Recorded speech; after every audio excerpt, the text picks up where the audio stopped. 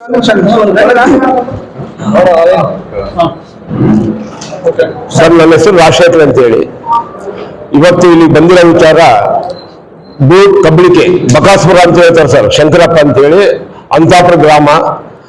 ಅವನು ಬಿಜೆಪಿಯಲ್ಲಿ ರೈತ ಅಧ್ಯಕ್ಷ ಆಗಿದ್ದಾನಂತೆ ಬಿಜೆಪಿಯಲ್ಲಿ. ಅವನು ಎಲ್ಲ ಅಲ್ಲಿ ಯಾವುದೇ ಭಾಗದ ಲ್ಯಾಂಡ್ ಖರೀದಿ ಮಾಡಿದ್ರೆ ಅಲ್ಲಿ ಆ ಊರಲ್ಲಿ ಒಂದು ಗುಂಪು ರೆಡಿ ಮಾಡಿ ಆ ಲ್ಯಾಂಡ್ ಓನರ್ಗೆ ಬೆದರಿಸೋದು, ಆ ಲ್ಯಾಂಡ್ ಓನರ್ ಹತ್ರ ದುಡ್ಡು ಕೇಳೋದು, ಇಲ್ಲ ಲ್ಯಾಂಡ್ ಪರ್ಸೆಂಟೇಜ್ ಕೇಳೋದು, ಈ ತರ ಮಾಡ್ಕೊಂತ ಬಂದಿದ್ದಾನೆ. ಅದು ನಮಗೆ ಗೊತ್ತಿದ್ದಿಲ್ಲ, ಮಾಹಿತಿ ಇದ್ದಿಲ್ಲ.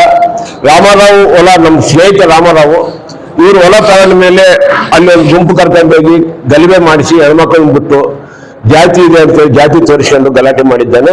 ಅದು ಗೊತ್ತಾದ ಮೇಲೆ ರಾಮರಾವ್ DP ಹಾಕ್ಸಿದ್ದಾನೆ, ಅವನ ಮೇಲೆ ಕಂಪ್ಲೇಂಟ್ ಮಾಡಿದೆ. ಆಮೇಲೆ ಗೊತ್ತಾಯ್ತು ರಾಮರಾವ್ ಗಲಾಟೆ ಆದ್ಮೇಲೆ ರುದ್ರಮ್ಮ ಅಂತೇಳಿ ಈ ಅಜ್ಜಿ ಬಂದು ಈ ರುದ್ರಮ್ಮ ಅಜ್ಜಿ ಬಂದು, ನೋಡಪ್ಪ ನಾನು 4 ಎಕರೆ ಲ್ಯಾಂಡ್ ತಗೊಂಡಿನಿ, ನಂದು ಕೂಡ ಲ್ಯಾಂಡ್ ಒಳಗೆ ಹೋದಾಗ ಎಲ್ಲಿ ಹೋದ್ರೆ ನನ್ನ ಕೇಸ್ ಆಗ್ತದೆ ಅಂತ ತೋರಿಸ್ತಾರ. ನಾವು ಜನರಲ್ ನಲ್ಲಿ ಇದ್ದೀವಿ, ಅವರು ಜಾತಿ ಇದನ್ನು ತೋರಿಸಿ ಕೇಸ್ ಆಗ್ತವೆ ಅಂತಾರ, ನಮಗೆ ಭಯ ಆಗಿದೆ ಅಂತ.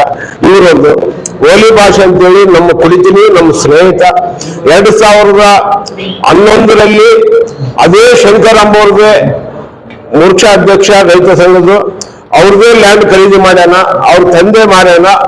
ಶಂಕರ್ ಹೋಗಿ ಸಾಕ್ಷಿ ಹಾಕಿದ್ದಾನೆ.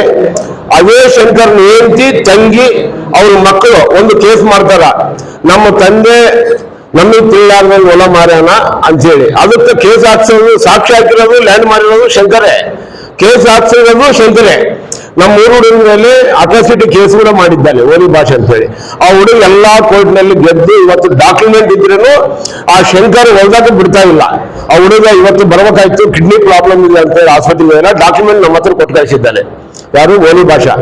ಬೇರೆಯವರು ಹೊಲಕ್ಕೆ ಬರೋದು ಒಂದು ನೆತ್ತ ಆದ್ರೆ ಅವರು ಸ್ವಂತ ಹೊಲನೇ ಹಿಂಗ್ ಮಾಡಿದ್ದಾನೆ.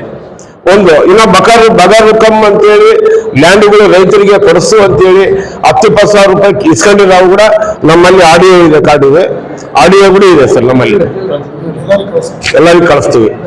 ಅವ್ರಿಗೆ ಇದೇ ರೀತಿ ಮಾಡ್ತಿದಾರ. ನಾನು ಜಿಲ್ಲಾ ಒಂದು ಪೊಲೀಸ್ ಅಧಿಕಾರಿಗಳಿಗೆ, SP ಮೇಡಮ್ನವರಿಗೆ ಕೇಳ್ಕೊಂಬಂದು ಒಂದೇ, ಈ ತರ ಮುಂದೆ ಯಾರಿಗೆ ತೊಂದರೆ ಕೊಡುವಾಗ ಅವನ್ನ ಕರೆಸಿ ವಾರ್ನಿಂಗ್ ಕೊಡಬೇಕು. ಒಂದು ಜಿಲ್ಲಾ ಆಡಳಿತ, ಪೊಲೀಸ್ ಇಲಾಖೆಯಲ್ಲಿ ಅವನ ಮೇಲೆ ನಿಗಾವಣೆ ಇರಲಿ, ಯಾರನ್ನ ಅಲ್ಲಿ ಆ ಭಾಗದ ರೈತರಿಗೆ ತೊಂದರೆ ಆಗಿದೆ ಅಂತ ಹೇಳಕ್ ಇಷ್ಟಪಡ್ತೀನಿ.